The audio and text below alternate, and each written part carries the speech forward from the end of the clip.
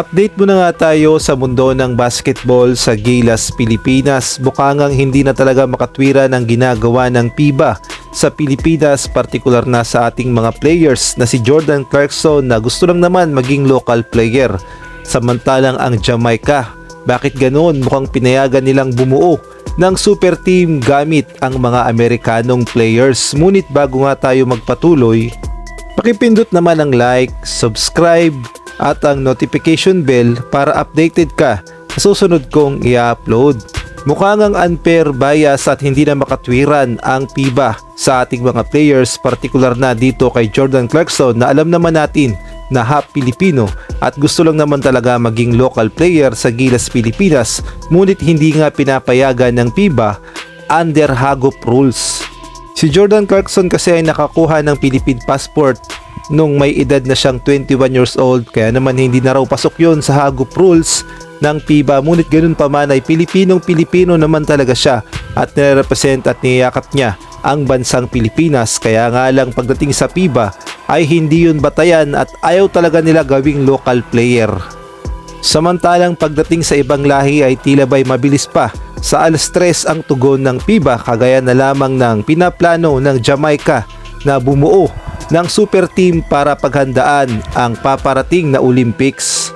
Naglabasan kasi ang mga report na nagre-recruit ang Jamaica ng sandamukal ng mga NBA players upang mapalakas sa kanilang roster, ang kanilang lineup para mapaghandaan ang Olympics.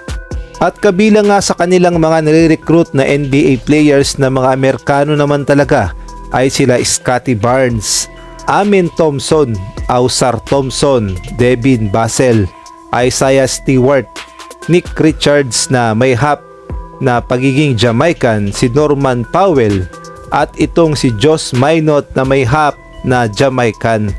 At nare-recruit din nila si Julian Champagne at gayon na rin itong si Justin Champagne na sinasabi nga nilang may Jamaican descent daw.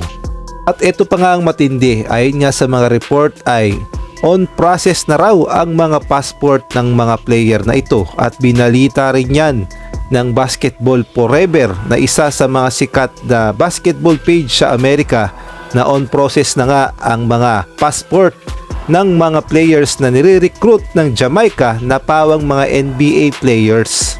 Kaya naman hindi talaga makatwira ng ginagawa ng FIBA pagdating sa Asia, lalo na sa atin sa Gilas, Pilipinas, dahil napakarami natin na mga potential PhilAm players na posibleng bumuo ng super lineup ng Gilas, Pilipinas na posibleng pinakamalakas na lineup sa Asia. Kaya naman napapatanong na lang ang iba, baka naman takot lang ang FIBA na ang Pilipinas ay number 1 o magna number 1 sa Southeast Asia na may pinakamalakas na lineup, at ayun siguro ang kanilang iniiwasan, kaya naman yung mga PhilAm natin ay hindi nila pinapayagang maging local player, kasi nga naman baka ang Pilipinas pa lang ang may pinakamalakas na lineup sa Southeast Asia.